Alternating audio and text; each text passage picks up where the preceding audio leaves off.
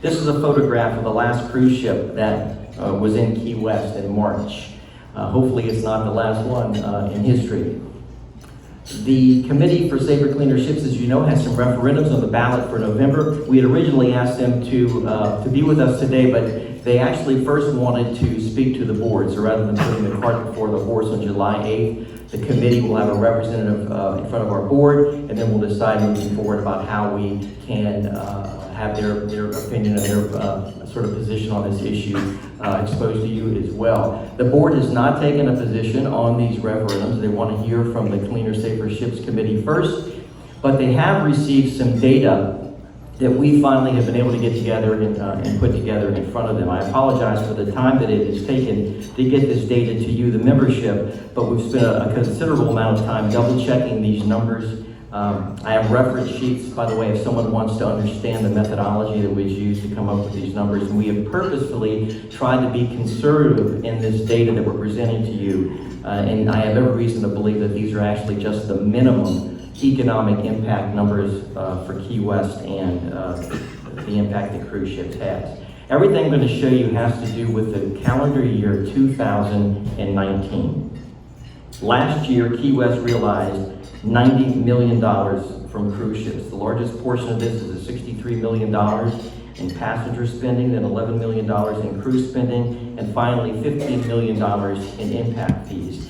Now, the fees is where there's a lot of the confusion coming into this discussion because of something that's called the tariff report that the Key West Ports commissioned a couple of years ago. And specifically, it's table number 9. And you probably have heard this, that Key West earned a profit of only $91,000 last year. The problem with this number is that the city cannot, by law, make a profit off of these cruise ship fees. They would prefer that number to be 0. The more important thing is they've taken these fees and allocated them to various departments in the city budget that are impacted by cruise ships, whether it's code enforcement or fire or EMS or police or finance, and just go down the list. And so I'd like to clear up for this that last year, in calendar year 2019, the city received $5.2 million in fees. $2 million of that at this moment is part of the city budget allocated to these departments as I explained. There's another $1 million that is used to transport the passengers from the outer mole into Key West at the comp train. This is money that stays in the city, creating jobs and economic impact. The ports are involved, the port money. All $5.2 million of these fees remain in the Key West economy. Pier B is privately held. They also earned $5.8 million last year. And again, as you know, the Walsh family owns Margaritaville, they own Sunset Key. They have expenses related to operating the port, and all of these, not all of these dollars, but one would think the majority of these dollars remain in Key West as well. Even the Navy's fees for the lease of the outer mole, $1.1 million last year, all of that, by agreement, has to be spent on infrastructure improvements at the pier.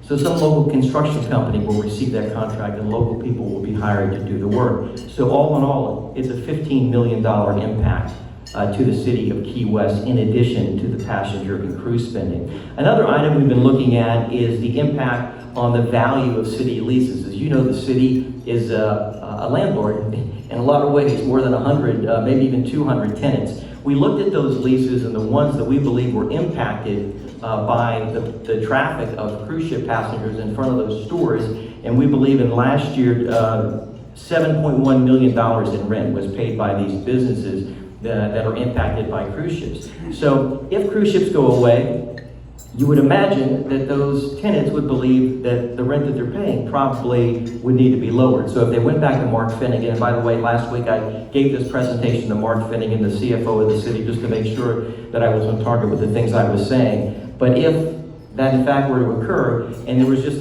asking for a 10% decrease in the rent, that would be another $710,000 that Mark would have to find in a budget that has already been decimated. This is only the base rent. There are a number of businesses that also pay, in addition to that, a percentage of gross sales. The city also has a number of franchise agreements with businesses that are directly impacted by cruise ship passengers. If you were to add those into it, this figure would be well over $1 million. Talk about sales tax now.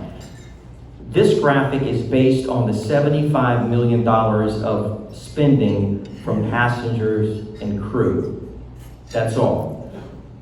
So we have a 7.5% sales tax. 0.5% of that comes right off the top to Monroe County Schools. Last year that was $376,000. The balance of the sales tax gets distributed ultimately to the county, who then has a relationship with the city in terms of the percentage that comes back to them, but it was $1.1 million last year. You'll note that I've said a couple of times in this presentation, if the cruise ships go away. And the reason that I'm doing that is because although the referendum gives the appearance of being conciliatory and having some cruise ships come, the reality is that's not going to happen. Last year we had 417 ship arrivals. Only 22 meet the criteria for size. If you look at it month by month, there were some months that there were actually 0. And the reason for that is these particular ships are smaller. They don't stay in a region year-round, and they're circling the globe. They'll be in far-flung places like Bali, they'll be in the Mediterranean, and they come over this way part of the time before going through the Panama Canal and heading back. So there simply aren't enough ships. I heard a statistic today. The Cleaner, Safer Ships people are expecting 300,000 passengers next year, and it would require over 300 ship arrivals of those smaller ships. There's not enough of them. There's no way that can happen. So the bottom line for all of this, in my view, is jobs. We took a study that was performed for the TDC from a company called Rockport Analytics, and they were doing a study about the economic impact of tourism in Monroe County. We have a formula that they use to produce the number of jobs that are created by tourism, by visitor spending, I should say. And based again on that $75 million, what we have seen is that would mean a minimum of 833 jobs. 600 of those are directly created jobs, another 17% is indirectly created, and then 11% is induced. As we spent a lot of time on this part of our research to try to really understand from the businesses how they would be impacted, the people who would get laid off, the revenue that was involved. As we did that, we realized there was really a human component to this story that you really cannot understand just by looking at numbers alone. So we went out and we chronicled some of these stories, and I have a 4-minute video that I wanted to share with you so you understand the faces, the people, the families, and the lives that are represented by that figure of 833 jobs. My name is May Lee Ellis. I live in Key West on and off for 35 years. And I still love here.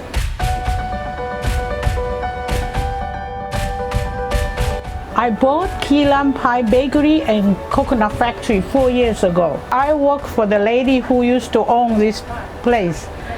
Probably 2010, I worked for her for a few years, and then after a few years, she sold it to a guy, and then after 1 year, the guy decided I want to sell again, so me and a lady decided to buy this place so everybody can work here. I make pies, key lime pie, coconut pie, key lime cheesecake, key lime coconut pie.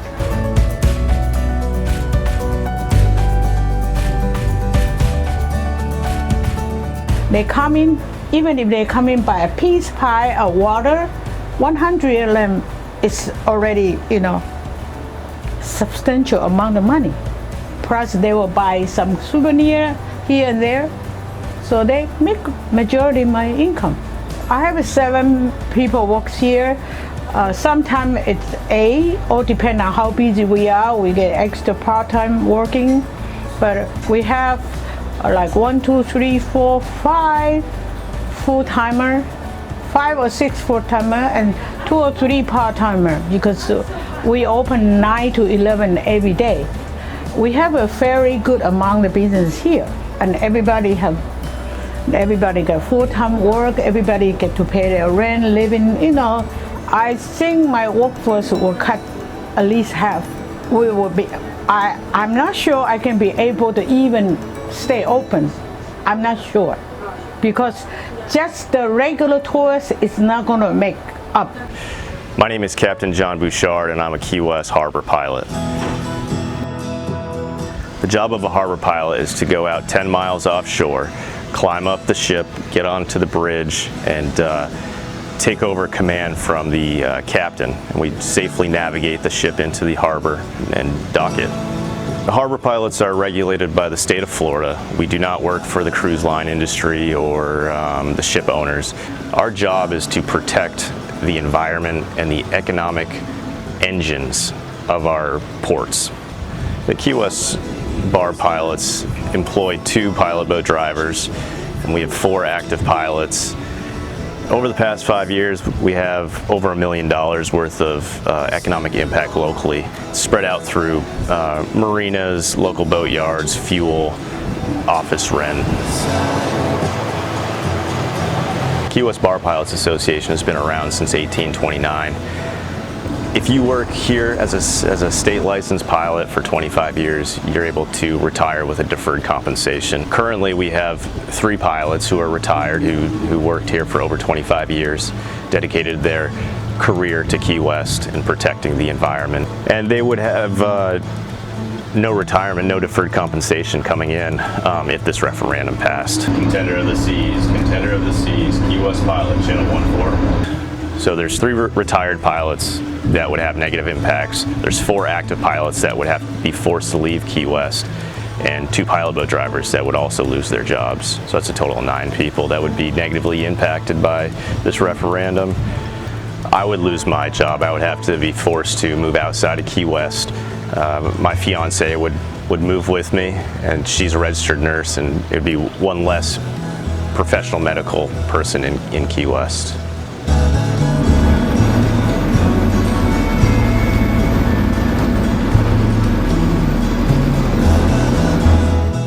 If our business drops 95%, 21 ships a year, like the referendum is proposed, our operation will not be able to exist. You know, the city can raise your taxes to make up for that difference. They can cut back services, but if people have to pack up their families and leave, then that's a lifetime experience in altering the course of someone's life, because these 833 jobs really do have stories behind them. We're going to have a Q&A at the end of this session after Tom is finished. I'm happy to answer any questions about the data that I presented, and again, I've got a sheet up here that has the methodology. So Tom McAlpin was invited to be here a long time ago, even before the world had heard the words COVID-19 and the Committee for Safer, Cleaner Ships.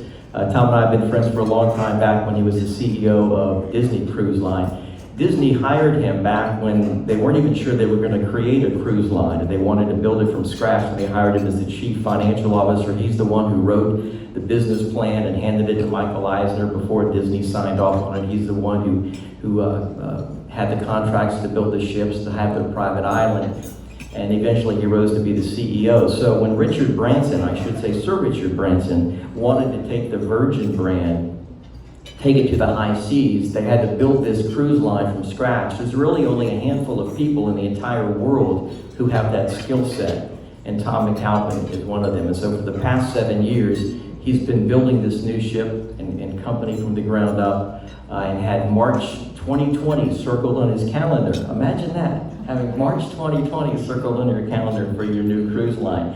We titled this meeting, The Future of Cruise Ships, because what he has created really is the future of cruise ships in many ways.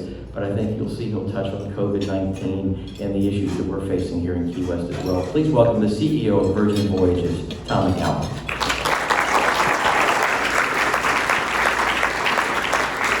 Well, thank you all, and as I see those 2 pictures up there, they're clearly, I now wear glasses and I put on a few pounds, as you can probably see. But I'm here to talk about Virgin Voyages. I hope that we are the future of cruising here in Key West. I'm not going to talk about the industry. We do have a fantastic industry. We're proud to be part of it, but as you'll see when we talk about this, we are all about creating something that is different and unique, and a new way to travel within not just a new way to cruise, but a new way to travel. So a little bit about my background. Scott talked about some of it, but just to give you a sense of why it all fits together. First of all, I'm a 5th generation Floridian, and my parents, my dad was from upstate in northern Florida, and he migrated down to Miami and Hialeah. Actually, was a Hialeah cop in the 1940s, and so we've been here, born and raised in Miami, and that's where I've lived most of my life, except for my time at Disney. So I got involved in boating back when I was a kid. We started working at a boatyard when I was 13 years old, and I decided that wasn't what I wanted to do the rest of my life. So I went to school and got my degree from Florida State. Worked in public accounting for a short period of time, and then worked for one of my clients. And then I had an opportunity to start working in the cruise industry, and I was recruited by a company that became part of the Royal Caribbean brand. And I basically ran the corporate and strategic planning group for Royal Caribbean for about 8 years. We were trying to do a deal with Disney that didn't work out. Disney decided to get into business themselves. They had a boatload of money, a shipload of money, I should say. They had a great infrastructure. They had a fantastic brand, but they didn't know anything about the cruise business. So they hired a small team. I was part of 4. I literally wrote the business plan and got Michael Eisner to approve it. And we launched one of the most successful businesses that Disney's ever launched. And it was all about creating a differentiated strategy and a differentiated product. And there's a lot of similarities in that as we talk about what we are trying to do here at Virgin Voyages. I was there for a good part of my career, 14 years at Disney, so 6 years as CFO, 3 years as chief of operations, and then 5 years as president. In 2009, I had an opportunity to move back to South Florida, and I moved, and I was recruited by a company called The World. The World is a one-ship fleet. It looks like a cruise ship, but it's the world's largest private yacht. Basically, you buy an apartment, have 160 apartments on board. You buy an apartment for, let's say, $5 million. You pay $500,000 a year in maintenance, and you get to travel around the world in luxury. And so it was fun. I got to do a lot of travel. The thing I missed most about that part of my career was my title, because I was president and CEO of the world. And I had a lot on our President Trump, obviously. But I was admittedly a little bored and looking for the next challenge in life. And I was about 4 years into that gig. I was recruited by or contacted by the Virgin Group, and they were interested in getting into the business themselves. They saw the benefit. They knew that in order to get into the business, you had to have a big brand. And Virgin has a very important brand, but they didn't, again, have the expertise of how to get in there. So they asked me to come on board. Of course, they couldn't afford to pay me, so I worked 2 years kind of in a stealth mode, designing the ships and building the business plan. Then we had to go out and raise $725 million of equity. And once we did that, I came on board officially. So officially I've been on board since January of 2015, so 5.5 years, unofficially 7.5 years working on this business. And we could not have picked a worse time in the history of mankind to launch a business. We took delivery in February 14th, and we were literally on our way from Europe to New York to showcase the beautiful Scarlet Lady to the entire world, and COVID was a big outbreak. We had to make probably the most difficult decision of my career to cancel millions of dollars of events in New York, bring the ship back, and basically the ship has been laid up in the Bahamas for the past several months. She is what I say, I should ask if anybody's interested in buying a cruise ship. Show of hands. She's brand new, in the box, never been opened. I can see the ad on eBay right now. Free delivery included in a free tank of fuel. But we're kidding, obviously. We are very excited about the prospects of the business. We know that this will pass, but it is a very, very difficult time for all of us.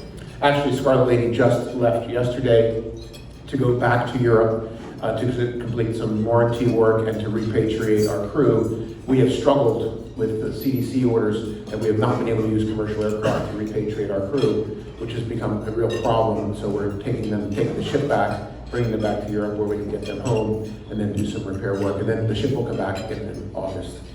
So obviously this was all built around the premise of, in order to be successful and to launch a new business from a startup, this is one of the biggest startups ever. It's a $4 billion investment over time. To do that, you need a big brand, and Virgin has proven to do that over time with airlines, with hotels, with trains. where they've come into industries and seen industries that need revitalization, that need investment, that need a new way, and Virgin has that secret sauce about creating those experiences. So today I think there are $5 billion businesses within the Virgin Group, and they employ over 70,000 employees worldwide. So we are part of the Virgin brand, but every business is financed and set up separately. So we are set up and organized by 6 different investors. The main 2 investors are Bain Capital and Virgin and the Virgin Group. So you may have, by the way, how many, before this announcement of this luncheon, how many people have ever heard of Virgin Voyages? That's actually pretty, does anybody booked a cruise? Okay, 1 in the back, that's pretty impressive. So hopefully by the end of this, we'll have a few more people that want to book a cruise. That's a shameless plug. But we did start to do some marketing back in the end of last year to start to increase awareness, and we were really relying on our launch campaign to showcase our brand. And this is an ad. Again, we'll talk about a differentiation and all the things we do to differentiate ourselves. This is a kind of a quick 30-second spot video that showcases some of those differences.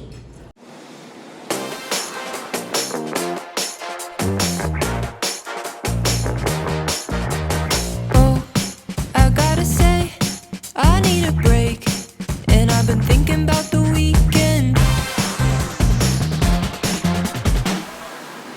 I've been dreaming about it all day. I get it all, I get it my way. Everybody say, oh my, oh my. So a little bit of highlights about it. It's a different experience. It's what we call young at heart. Everything about it is a different experience. The ship is called, the first ship is called the Scarlet Lady. We expect it to be in operations in October of this year. And then basically each year we have delivery of another ship. So the second ship, the Valiant Lady, is already, all the steelwork is completed and she is floating. Engines are installed and engines are running. So over the next year they will begin the outfitting of that ship. And then the Valiant Lady will take delivery next year and go right into service out of Barcelona and then back to Miami for the winter season of 2021. So our ships are 2,700 passengers. Again, when we set out to be different, it started with our name. Virgin Cruises was too easy. Virgin Voyages says more about what does this experience look like and what does it feel like. It's a more elevated, it's a premium experience. We're charging more for this experience, and Voyages kind of fit that description better than Cruises did. It's about the look, the size of the ship. So we purposely built ships of 2,700 passengers. Those are mid-sized ships today. When we spoke to our prospective sailors, we call our passengers sailors, they were concerned about mass. They didn't want a 5,000, 6,000 passenger ship. So we changed our business plan from 2 big ships to 3 mid-sized ships, where you've got a more intimate experience. They wanted unique itineraries, so we've got 4-night, 5-night, 5-night, 4-night itineraries, then 7 nights on holidays, and the second and third ships will be 7-night itineraries. The plan is to call Key West 33 times from October till December of 21. Basically every other Thursday we would be coming into Key West on the 4-night cruises. And again, it's about being different. We wanted the ship to look different. So when you see her, she's silvery grays and sleek. We took inspiration from super yacht designs.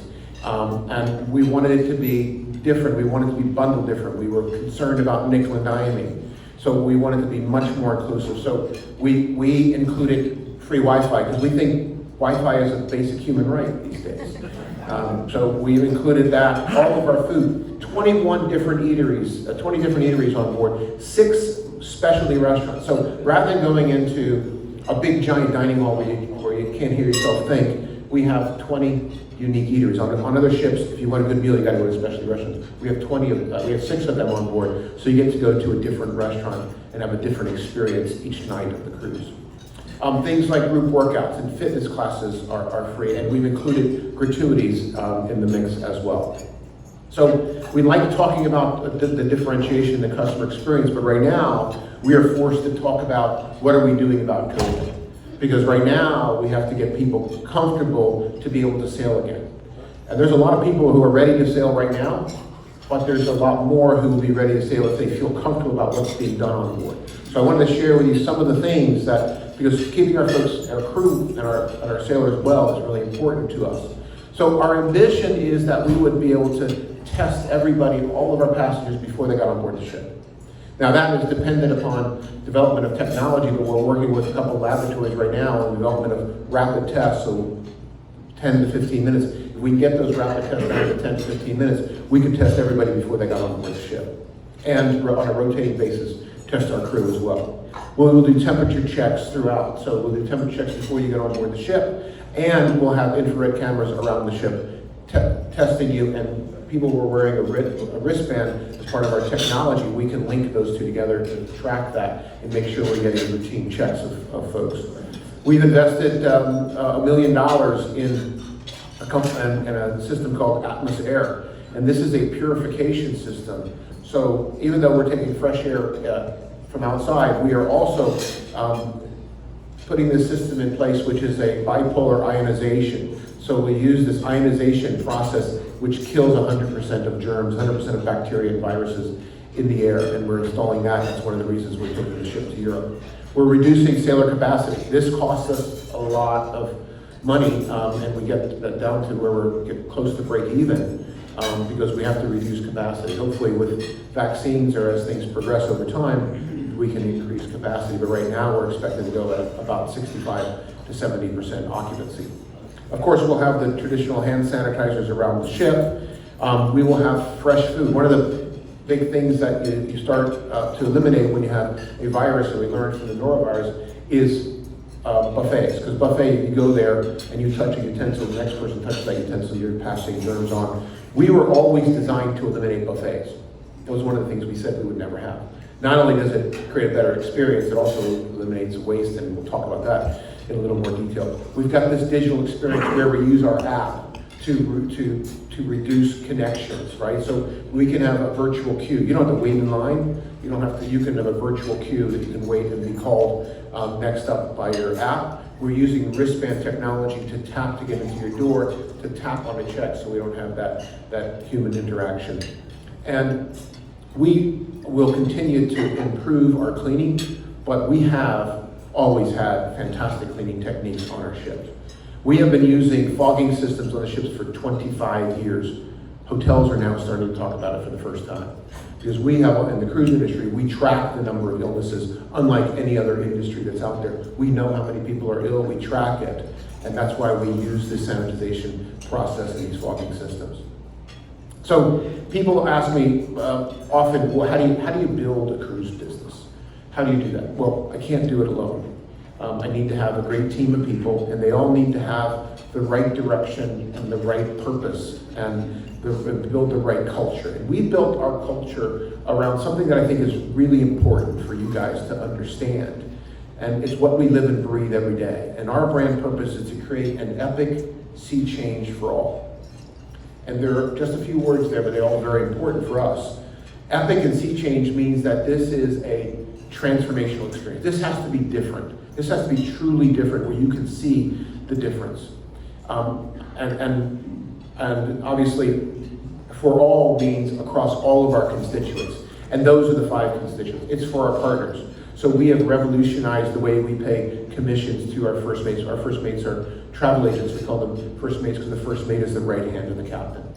And we've revolutionized that process. It's for our crew. And we've talked to our crew and researched before they got on board and understand what they want. And we were giving them free Wi-Fi so that they can communicate to their family. We've designed the ship around an experience where we have more single occupancy cabins on a percentage basis than any other ship that's out there. So I've learned in my career at Disney, if you take really good care of your crew, they're going to take good care of our sailors. So we're doing that. We're creating an epic sea change for our sailors. And I talked a little bit about the things that we are doing for our sailors. Here's a little bit of, there are a lot of things that we are doing for those sailors. We are adult by design, which means we're the only cruise line that is out there that is for adults only, so 18 years and older. And that allows us to create a different experience, a more elevated, more sophisticated experience. You know, I came from Disney where you get at the elevator and you got the kid that pushes every little button in the elevator and it drives you crazy. We won't have that. We won't have gangs of roaming 14-year-olds around the ship at 2 o'clock in the morning. It allows us to, and I think that there's a chemical reaction when you put kids in water, they scream. So we'll have a much more tranquil experience and a more hip, cool experience in our pools. We say that our target market is from 8 to 150 because we really appeal to a wide variety. People say we're for younger folks. We say we're for the young at heart. We are for people who want to come on and have a good time and want to experience, you know, a little bit of grit and glam and fun and excitement, a little detox and retox. We are meant to appeal to a different market. You know, the industry has typically been known to appeal to the newlywed, the nearly dead, and the overfed. And we're changing that stigma. We are trying to do something very different and create a new sense of who our sailors are. We've talked to them. They want new things. They want things that are off the beaten path. They'd like to do overnights. They want to engage with the local culture. They want to see things. Alex Zeitz is going to talk about some of the things that we've done here at Key West to create spectacular experiences for them. But they're always looking for these high-end experiences, and they are part of, they think of themselves as part of a lifestyle experience. Virgin is a lifestyle brand. They see being associated with a brand as a reflection on their own personal brand. So there's a great affinity there. So what I want to share with you is some research we did really early on. This was research 5 years old, probably. We created and we looked at the different segments that we could appeal to. And there's a lot of different segments that we'll appeal to. 2 of them that we're focused on primarily is what we call the curious and the cravers. And the curious are folks that want to see things off the beaten path. They want those authentic experience. They want to discover. The cravers are your more of your Instagrammers. They like to be seen. They like to show off. They like to be in the limelight and be sexy and glitzy and glamorous. And those 2 groups work very well together and get along very well together. So how many cravers we have out there? Big Instagram group. I see you out there. I see it. Yes, we're pointing to each other. Absolutely. Well, a shameless plug. Follow me on Instagram at McAlpinTom. My dog at one point had more followers than I have, so I'm shamelessly plugging myself whenever I can. A little bit about our itinerary. This is the itinerary for Scarlet Lady. Obviously, Valiant Lady will sail from Miami to the Mediterranean and then out of Miami for the 7-night cruises in the wintertime. But we will have itineraries to Mexico, to Puerto Plata, all of them with a stop at our private destination in Bimini. We've created a beach club experience in Bimini, and we've just completed that, which is a fantastic opportunity. But on our 4-night cruises, we will have an opportunity to come here in Key West. We love Key West. We love all the things it has to offer and the culture and the fun and the vibe. We'll leave Miami in the evening, so we'll allow our sailors more time to get on board. We'll arrive Key West early in the morning and spend all day here. We'd like to spend late night, but we can't because we can't be at the dock past sunset. But it could be a fantastic experience for our sailors beyond that, if we could ever make that possible. We'll then leave and go to Bimini, spend day 3 in Bimini for the entire day. We've got Bimini's just the right size for us. We're a mid-sized ship. That island's probably too small for a big ship. Perfect for us. You get to enjoy all the water sports and things Bimini has to offer. Plus, then go to our beach club experience, which is, think about Ibiza meets Saint-Tropez. And we've created that in a way that only Virgin can do. Then we'll have a day at sea, and then back into Miami. So that's kind of what our itinerary for Key West looks like. Back to that epic sea change, those other elements of that brand experience, that brand purpose. Fundamentally, the oceans are a big part of what we're all about. It is actually just part of our DNA. Richard Branson lives on a private island in the Caribbean, Necker Island. So he is, instilled this in all of us. He's created philanthropic organizations like Oceans Unite to help fight the cause. And we have been part of Oceans Night, partnering with them to protect 30% of the world's oceans by 2030. We're first company came out from day one and says that we're going to be carbon neutral from the very beginning. We're not going to wait until we're in operation, but we're going to do that from day one by investing in carbon offsets. We have sophisticated environmental systems on board, the purest, cleanest water that you'd have if we have to discharge water. It's drinkable quality. We don't discharge in port, we discharge out at sea, but it is perfectly clean. We are investing in technology through like companies like Climon, where we take exhaust gas, the extra heat that comes from our engines, and turn that into clean energy. We have started at the very beginning. Richard came to us and says, you have to use reef safe sun cream. And so we've always had that in our plans from day one. And everything that we do, we're looking at from the use of the ban on single-use plastics. So we have an opportunity, because we start from scratch, to look at everything that we buy and how we're using it.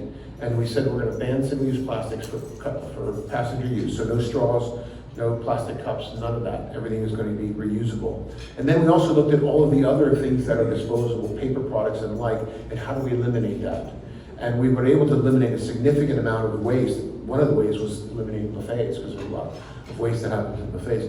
By eliminating that, we save costs, and we take that money and reinvest it. So we invested it in a reusable product, and not only reusable product, but things that are sourced through recycled material. So this is really a really important part of who we are. It's about focusing on our oceans and doing the right thing. So the last element of this Epic Sea Change for All is about doing good for our communities. And we want to be the company, we want to be the ship that everybody wants to see come in port. So we work with the local communities wherever we go to build that relationship, to foster that relationship, and build a business engine around that. So I want to introduce Alex Zeitz, who is one of our directors of customer experience, and he's been here and spending a lot of time in Key West developing what that experience looks like. So I'm going to stay up here, Alex, because if I go back to my seat, I'm probably going to want to eat some of that food, so I stay. Good afternoon, everyone. So I just wanted to kind of share what the journey has been for us on land. As Tom said, I lead the land-based experience development. And one of the things I just wanted to start as is just going back to what Tom hit about our technology, our app. So all of our sailors will have an app that they have to download for a lot of the experiences, for check-in and things around that journey. And one of the things we've done in that app is we've taken advantage of it to highlight the locations that we're going to. So each place we're going to, we have a port guide that we've created. And what excites me about that is it's not just the standard things where cruise lines are kind of contracted in to say. We've gone out and chatted with local restaurants, we've found places, we've lifted up the stone to say, this is an amazing experience, and we need our sailors or customers to be connected to it. So it's something also that will continually grow and change, but for me that was just a great way to get out and show what Key West has. For our shore things, as we call them, or tours, we have 30 that we'll be launching with, and about 18 of them are already online. 14 of those shore thing operators come from obviously Key West, right? So it's amazing to have them in town. And actually 7 of those are members of the chamber that are here present today. One of the things I want to hit into about our shore things and how we've created them is we've tried to go out and find unique things that connect to our core, right? Which is music, which is food and beverage, which is culture. It's really how we can bring it to life. And I think for me, one of the things that on the flip side of that is for our operators, we've created experiences that for per tour, it's bringing about $94 on average to the vendor, right? That's not our take, that is the vendor's take. And if you look at that, that's $3.1 million in 2021, and that is just for tours. That does not include all the other things that we're doing. So for us, it's very, very good that we're going to be connecting and keeping that money here in Key West. As Tom hinted, we have our curious and our craver, and so we've gone through our experiences and trying to develop them. We've tried to go towards some things that are standard, right? We've got some amazing things from our friends, at the historic tours, right, that are standards that are great things that people think of Key West and they want to make sure they get connected to. And we've taken some of those and worked with them to create things such as the Botanical Garden in Stock Island, right, connecting the relaxation and the zen of that with the trolley and getting them over there. So it's taking those two things, someone that might not have had an opportunity in the past to get connected to sailors and to the cruise industry, as well as leaning on one of the major players in town, Historic Tours. And we've also, actually it was a fun journey, we were walking around town, myself and Natasha and Juan, two colleagues of mine that create and develop, and we were walking through and we saw the sign for We've Got the Keys, and we know what they've done here, the amazing events and things that they have, and we kind of popped in, we're like, hey, so are you interested in working with the cruise line? And it was humorous because the gentleman said, actually this is not a public restroom. We're like, no, we want to work with you, we want to make this happen, and we kind of, from there we had this amazing journey we've gone through, and two of the experiences I want to highlight to everyone is the Hemingway House exclusive. So what we've done is we've worked together to allow our sailors access prior to its opening. So again, opening up that back gate, giving that exclusive feel, kind of turning on those cravers towards that, and really meeting with the curator of the museum. We love that there's a script for everyone else, but we want the curator to take us through the museum and say, this is what I love about this. Do you know that this wallpaper was selected because of this reason? Or do you know that the Hemingway family did X, Y, and Z here? Those are the things that we wanted to bring to life, and so we're very excited to offer that experience. Another one we have is the Hook and Cook, so that's taking our sailors out fishing to smaller style, because again, a lot of our experiences are based on between 5 and 20 sailors participating in it. It's not your mass craziness, because again, you want to be able to talk to the local, I want to hear your story, and I want to be connected. So out at sea, they're going to fish on the charter. On the way back, whether you're the curious who wants to learn how to fillet the fish, or the craver who wants to sit there, take the Instagram picture of themselves doing it, and then sit back down and have that glass of wine, they'll be there to do that. Once upon Champagne. Yes, sorry, champagne. We know who he is. And so then looking at that, once they come back to the port, they're headed to a test kitchen where they'll be able to make that fish they've just caught. So again, that whole circle of experience. Another one we love when we have working with Captain's Mermaid, it's the Mermaid for Day, or as we say, merpeople. We want to make sure we're being equal. So we allow our sailors the opportunity to actually get a fin and go over to Havana Cabana and jump in Key West's largest pool and do that swimming, some great tapas, some food and beverage, again, bring that all together, all to life. As well, one of the other ones I want to bring to share to this audience is the Sand and Water. So just Sand and Water, the sand sculpting workshops. I'm working with some partners that are amazing out there. So what I'm trying to get here is that we've taken some of the amazing offerings that are key to Key West, but we've also looked for things that are unique and different. And I will continue to do that, and we'll continue to come back and stay connected. And afterward, if you want to chat with me about something, I'm definitely here to do that.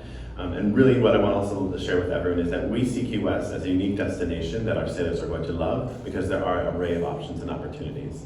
And one thing I want to leave with you is that the way we've been sharing Key West on our social media platforms is the collage of everything, and I'd love to share that with you right now.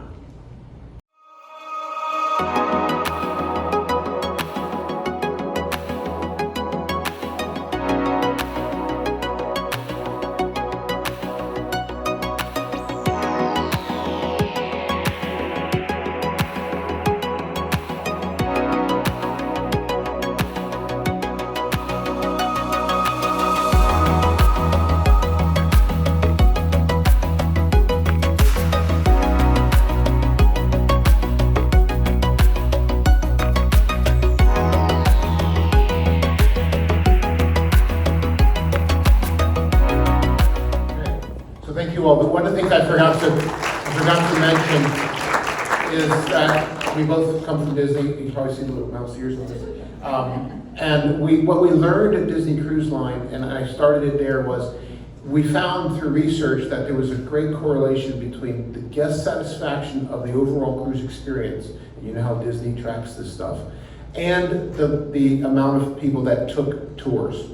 And we found that there was a really, really, really high correlation. So we began pushing tours. Not only was it good for us and good for the community, but the overall guest satisfaction ratings went up. And we were pleased that, this is something I brag about, the guest satisfaction rating at Disney Cruise Line was the highest of anything that Disney operates. And it's because we continued to look at those things, and we pushed shore excursions. And we pushed them to get people out and experience it. Yes, everybody wants to go to Duval Street and walk around a little bit, but if you do that, you don't get to see what Key West is all about. And we're pushing people out of their boundaries and getting them out there. We're also promoting people on our app. We're not charging an advertising fee. We're promoting that to get people off the ship and experience the beauty that they have to offer. So that's our spiel. We're not here to talk about the industry. Hopefully we're talking about what the future of cruising looks like for Key West. So I'll open it for questions. Is that all right, Scott? Yep. You have to ask them, but it sounds about right to me. We think of ourselves as the cleanest ship. We want to be. We want to lead the industry. But I will say, the industry has come a long way and does some great things, but we try to take it to the next level. Would you like to see the chamber come out very, very strongly of the cruise ship? I'd like to see them come out strongly of the industry. I care first about Virgin Voyages, but I also part of an industry that we're pretty proud of, and they do a lot of good things. I don't think they get the credit for some of the stuff. They've had some incidents. I don't want to talk about that. We're trying to just doing everything a little bit better. But we're happy to talk about our track record and the things that we are doing. We're pretty proud of it. Yes, sir. The 3.1 figure was based on tours, so if all of our sailors take the tours as we've had them planned, that would be 3.1 million going just to the tour operators. There's more beyond that. Over the course of a year. Yeah, over the course of a year. Over the course of a year, and then you, of course, on top of that, you have anyone who comes off that doesn't book a tour through us, but books a tour directly. Anybody that goes into a bar, all the bar revenue, merchandise revenue that they're buying on, and restaurant revenue as well. So all that is an addition. 3.1 million was just tour revenue. Yes, yes, sir.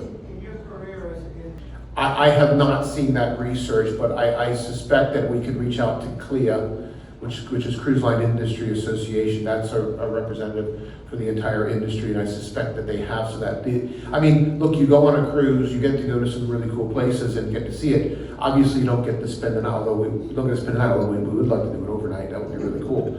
One of the things that our sailors told us they want late night experience. They want to go and have dinner here, and so but by coming here and giving them a taste of a port, a taste of a city, gives them the opportunity to come back, especially for Floridians. Because look, you guys know it. I mean, everybody says, well, why do I want to get on a ship to go to Key West?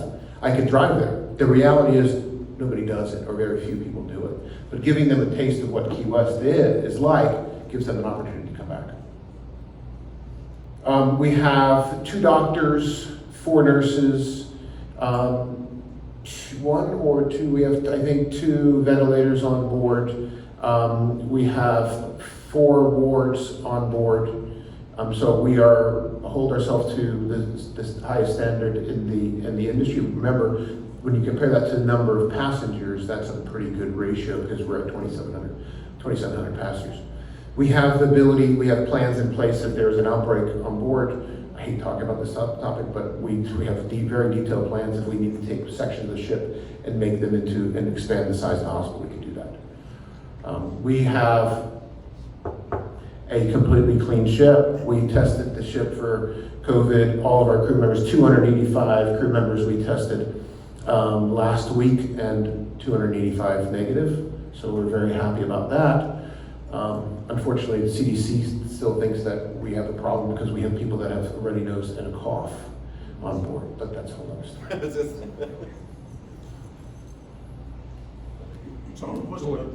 So Richard Branson turned 70 in July, and we originally had a birthday bash where he was going to have his 70th birthday party on the ship.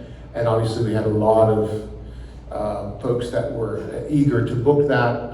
We have had to move it because obviously we're not sailing. We will move it into next year, so we're gonna do a redo on his 70th birthday. We're just gonna do it, because Richard has been saying, you know, if he was up here, he'd say, you know, in my 30s I wanted to develop a cruise line just for 30-years. And then I got to my 40s and I said I wanted to develop a cruise line just for 40-years. And 50s and 60s, he goes, now he goes, well, we'll call it young at heart. But he wants to have his birthday party on the ship. So we'll have it. It just will be his 70th, the anniversary of his 70th birthday. Anyone else? Thank you all. All right.